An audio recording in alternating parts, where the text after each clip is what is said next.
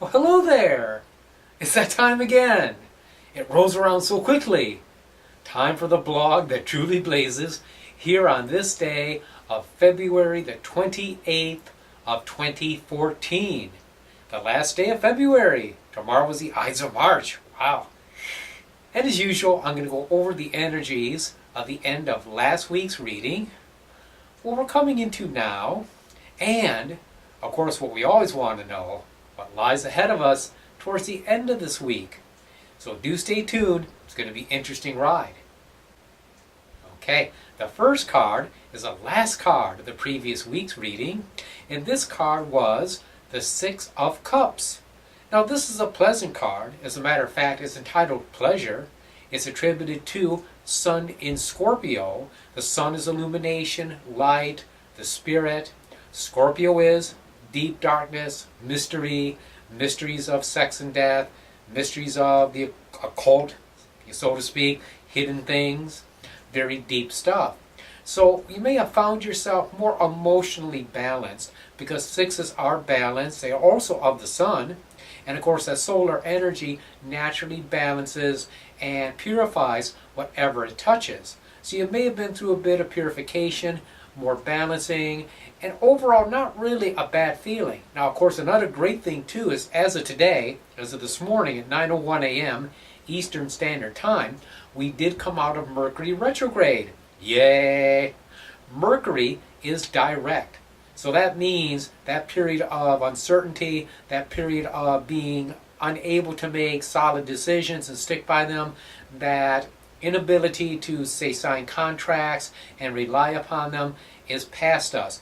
Yes, there is a shadow period of about 2 to 3 weeks before and after retrograde, but I'll tell you what, I've never let that stop me from doing what I wanted to do. As far as I'm concerned, the retrograde is behind us. It's time to go ahead and focus on other things.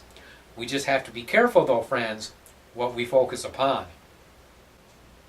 That's right, because the next card is a Five of Swords, what we're coming into now. Now the card is entitled Defeat. It's not a terrible card, it's not a disaster. It's basically a separation of the head and the heart. Now that in a way is a defeat. That's not a good thing. It's Venus in Aquarius. It's not a real good astrological configuration because Venus is of the heart. It's passion, it's attraction, it's emotion. And of course Aquarius is the head. I mean, it is definitely analytical. It's focused on mental energy. It is basically expresses itself. It is the expression of mental energy. So there's kind of a separation there, and there's a possibility because of that separation of negativity creeping in. Now this is of course not really a good thing. What do? Well, for one thing, remain vigilant. If negative thoughts come up, remember, say stop, replace it with positive, loving thoughts about that same issue or person or situation. And you're going to find as you do that, your energies are going to tend to naturally shift. If you're into meditation, doing some breathing exercises to help purify, like say pranayama, or fourfold breath, breathing in for a count of 4, holding it for a count of 4, letting it out for a count of 4, bringing it in for a count of 4. These are things that help purify and balance us. These are things that help reunite the head and the heart so that we're working in a state of unity. And as we do that, and as the week progresses, yes, we're going to have a lot of mental energy. Now again, too, we've come out of retrograde. That also frees up energy. And energy is energy. You have to watch where you direct it. But there's going to be more positive mental energy towards the end of this week and some more advice to follow. That's right. The third and final card is the Princess of Swords.